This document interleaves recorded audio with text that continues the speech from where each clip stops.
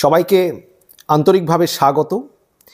যে যেখান থেকে আমার মুকুল স্যার ইউটিউব চ্যানেলটি দেখছেন সবার জন্য আন্তরিক শ্রদ্ধা, সম্মান এবং শুভকামনা। ডক্টর মোহাম্মদ ইউনূস বাংলাদেশের অন্তর্বর্তীকালীন সরকারের প্রধান উপদেষ্টা। তার একটি পদত্যাগপত্র সোশ্যাল মিডিয়ায় রীতিমতো ঝড়ের গতিতে ভাইরাল হয়েছে।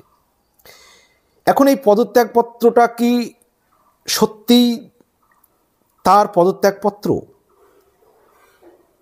নাকি এটা ফেক, ভুয়ো, সেটা জানি না। কিন্তু তার এই পদত্যাগ পত্রটি মানুষের মধ্যে ব্যাপকভাবে আলোড়ন সৃষ্টি করেছে। মিডিয়া, টিভি এবং বাংলাদেশের জনগণ যেভাবে এটিকে বিভিন্নভাবে ভাইরাল করছে, বাংলাদেশের মানুষের যেন মনের এই মুহূর্তে চাহিদা যেন এটা।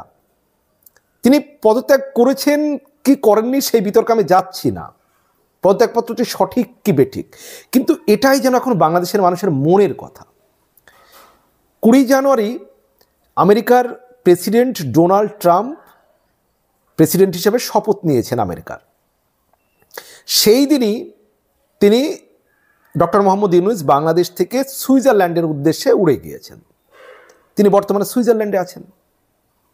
এখন খবর রটেছে, সোশ্যাল মিডিয়া, অনলাইন, টিভি আলোচনা হচ্ছে যে ডক্টর মোহাম্মদ ইউনূস তিনি পদত্যাগ করেছেন, তিনি হয়তো আর ফিরে আসবেন না। এখন মানুষের মধ্যে যেন এটা মনের চাওয়া তাদের, এবং এই প্রকৃতিতে যখন মানুষের মধ্যে একটা কথা ছড়িয়ে যায় এইভাবে এত ঝড়ের গতিতে, তাহলে জানতে হবে যে প্রকৃতিও হয়তো চাইছে না যে মোহাম্মদ ইউনূস তিনি এই দায়িত্বে বা এই ক্ষমতায় তিনি থাকুন। আসলে মানুষের যেন মনের কথাটা যদি ফেকও হয়, এটা ভুয়ো হয়, এটা যেন মানুষের মনের কথা, প্রকৃতির কথা, যে ডক্টর মোহাম্মদ ইউনূস আপনি পদত্যাগ আজ হোক কাল হোক আপনাকে করতেই হবে এবং দেশ ছেড়ে চলে যেতেই হবে। এবং সেই সঙ্গে শোনা যাচ্ছে কয়েকজন সমন্বয়ক, উপদেষ্টা তারাও দেশ ছেড়ে চলে গিয়েছেন, কেউ কেউ আবার অনেকে চলে যাওয়ার জন্য রাস্তা খুঁজছেন। এখন প্রশ্ন হলো, বাংলাদেশের মানুষের মনে যে ক্ষোভ বিক্ষোভ জন্মেছে সমন্বয়ক, উপদেষ্টা ডক্টর মোহাম্মদ ইউনূসের উপরে, এখন বিএনপি এই সরকারকে সমর্থন করছে না, তারা তাড়াতাড়ি নির্বাচন চাইছে। এবং শুধু নির্বাচন চাইছেই নয়, বিএনপির নেতা মির্জা ফখরুল আলমগীর তিনি পরিষ্কার বলেছেন যে ডক্টর ইউনূসের নেতৃত্বে যে সরকার, এই সরকার যদি নিরপেক্ষতা বজায় না রাখতে পারে তাহলে অন্য সরকার আসবে নির্বাচন দেওয়ার জন্য, অর্থাৎ অন্য যে কোনো তত্ত্বাবধায়ক সরকার আসবে। ইউনূসকে তার মানে বিএনপিও আর চাইছে না, আওয়ামী লীগ তো চাইবেই না। তাহলে বিএনপি আর আওয়ামী লীগ বাংলাদেশের প্রায় 90% কাছাকাছি জনগণের প্রতিনিধিত্ব করে এই দুটি রাজনৈতিক দল। তাহলে এই দুটি দল যাকে চাইছে না, তাহলে এই দলের যারা সমর্থক বাংলাদেশে তারাও চাইবে না।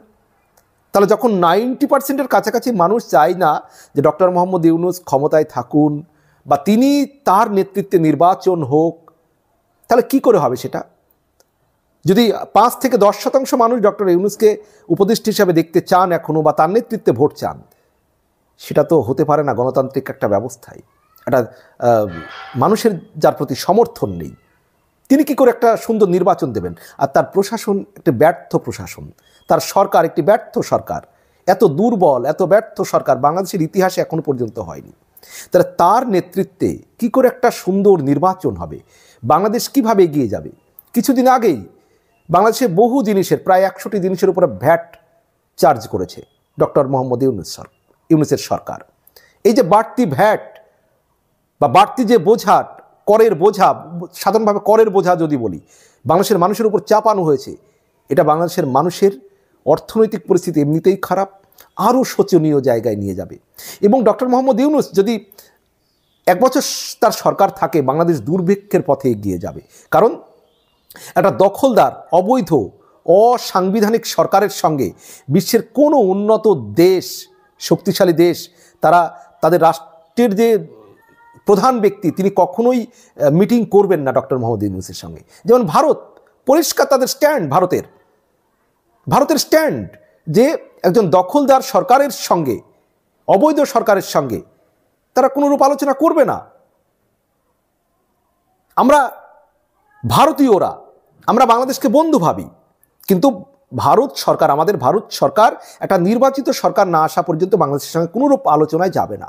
এবং এই যে ভিসা পরিষেবা স্বাভাবিক বলুন বা অন্যান্য যে দুদেশের মধ্যে পণ্য আমদানি রপ্তানি স্বাভাবিক করা, এটা কখনোই একটা নির্বাচিত সরকার না আসলে হবে না। আর একটা নির্বাচন দেওয়ার জন্য একটা নিরপেক্ষ তত্ত্বাবধায়ক সরকার খুব জরুরি। সম্মানিত দর্শক, আপনারা কি মনে করেন জানাবেন কমেন্ট বক্সে। ভালো থাকবেন, সুস্থ থাকবেন, সবার জন্য শুভকামনা।